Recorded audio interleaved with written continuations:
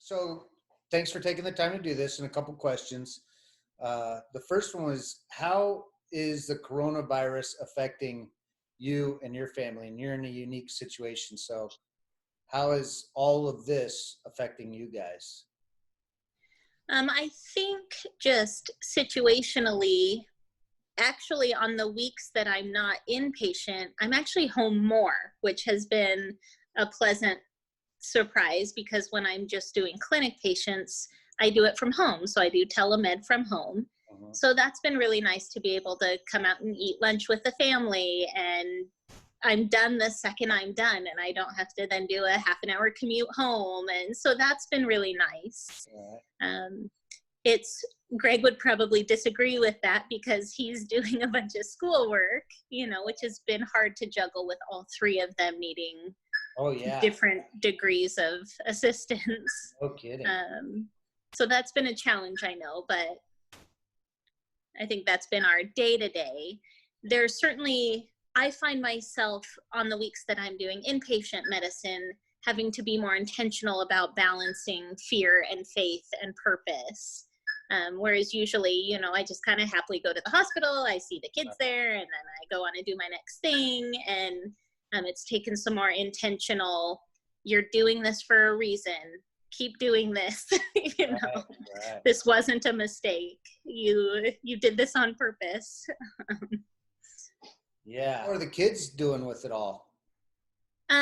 Better than I thought. So Gracie's definitely our anxious one by nature, and I worried a little bit that this would make her nervous and worry. And we talk a lot about it, but she actually has really done well with that component of it. Wyland's been a little more anxious than I would have thought. He's clingier to me. He's nervous when I leave. He doesn't like me going to the hospital. And he's an introvert, so he doesn't talk about that in the same way that the girls do. So we've had to kind of pry, what are you nervous about? What is it that you're worried about? Right. And that's been not what I would have anticipated if you'd asked me to predict what responses would be. Yeah. I would just think Wyland, he's good as long as he can go play outside and stuff. And so that's kind of cool to get to see a different side and different dimension to his personality. He does enjoy being home from school. Yeah. But yeah, he likes his people here with him. Cool. Do you feel like there's anything specific? You mentioned fear and faith, but do you feel like there's any specific things that you're learning or opportunities for you to grow in this, or maybe some of the, there's a lot of negatives, but anything that's kind of a faith building dimension to this or positive side? Yeah, I think for me personally, I went through one of the small group studies, which was a really neat experience, and we talked a lot about things. And this was kind of watching it come into play, in that every morning I tell myself, I'm going to put on the full armor of God, and I'm going to go out there and I'm going to fight this battle. And that was something that I very well remember that lesson. And I remember talking through that with Katie and Ashley. But here's an application where I'm actually using it every minute of every day, reminding myself why I'm doing that. That's been a very cool thing, seeing how, that came into play. So that's been a very cool thing. I think for my family, I got distracted by children running by. Oh, no, that's great. This is our life now. This is life, right? Exactly. There's movement everywhere. Okay, so we were talking about how things have changed for our family. Yeah. It's been very nice turning our focus outside of ourselves. So this has really given the kids an opportunity to say, I'm really not at high risk here, but I'm giving up all the things I love: soccer, gymnastics, time with my best friends, birthday parties. Those are all gone, not for me. Right. But for maybe someone I don't even know, not just my grandma, but somebody I don't know. And that's been very cool to walk through with them and let them see the ultimate gift of sacrificing anything you can for other people. Yeah, really great perspective. I feel like that's that's a lifelong lesson right there. That's awesome. Right. Cool.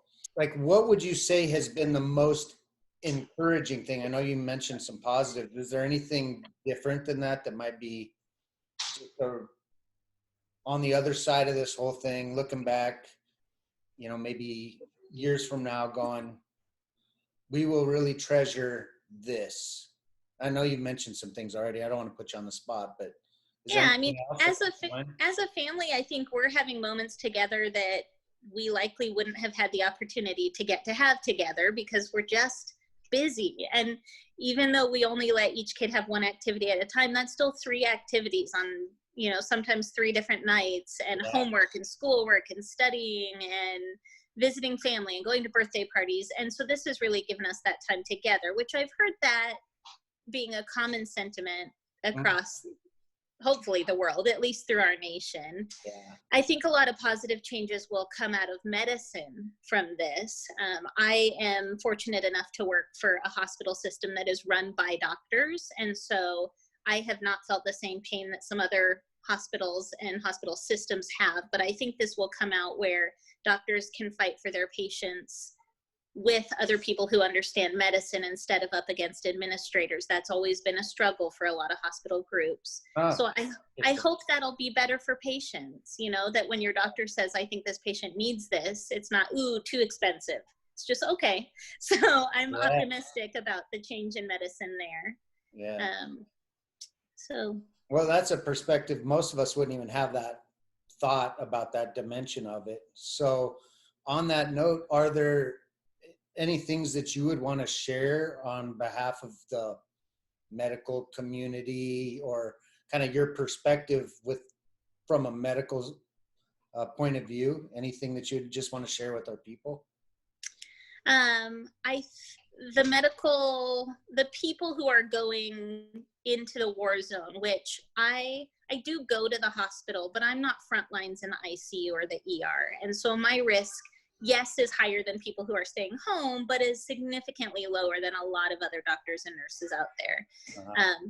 But the level of appreciation that doctors and nurses and people who, respiratory therapists and all those people who are out there doing this are so appreciative of people who are willing to keep sacrificing to let us get ready, so when you're wearing a mask out in public, not only are you protecting yourself and people you're coming into contact with directly, but I can tell you as a doctor who sees someone wearing a mask, I just want to go up and hug them, except I won't, because that's not so distancing. That wouldn't be the right move now. But thank you for giving us the time to prepare, the time to come up with medications, the time to come up with vaccines for people who want it, treatments for people who don't, space for the people who need it.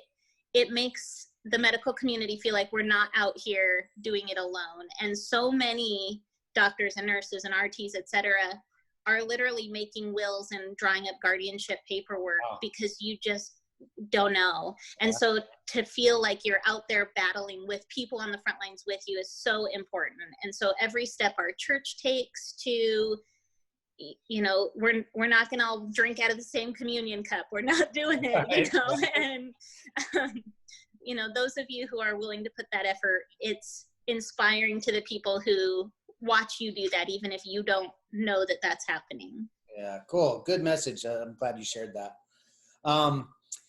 Is there anything else in general you'd just like to share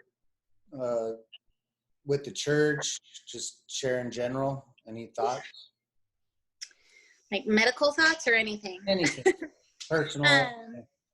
Just that we all miss you, and there will be awkward amounts of hugging when all this is over. Yeah, and we've been praying for all of you, and we hope you all are well. And if anyone needs anything, my specialty or not, I'm happy to help in any way I can. Yeah, we're grateful for that. Thank you. And is there any way we can be praying for you and your family? Anything specific? Yeah, I would love prayers to keep fighting for faith over fear when I am going into the hospital. That's something that I have to, when these thoughts of like, why are you doing this? I just need to keep shutting those down. Right. And Greg really needs some emotional support on surviving through homeschooling and parenting. And I know there's fear for him when I leave as well. So yeah, those would be our specific prayers. Okay, good. Yeah, we'll definitely be praying for you. And I appreciate you taking the time to do this. I've been thinking of Greg an awful lot because I feel like, I know he likes to get projects done. And in my mind, like this is kind of like, oh, he's probably having a heyday getting all kinds of stuff done, but he's basically running a school for three Yeah. for now. So that's a lot to take on. Yeah. So, anyways, all right. Well, been thinking a lot about you guys. Glad to have a few minutes to catch up with you. Thank you. Likewise. Hello, everybody. We say hi. I will. You too. All right. Thanks, Melissa. Bye-bye. Bye.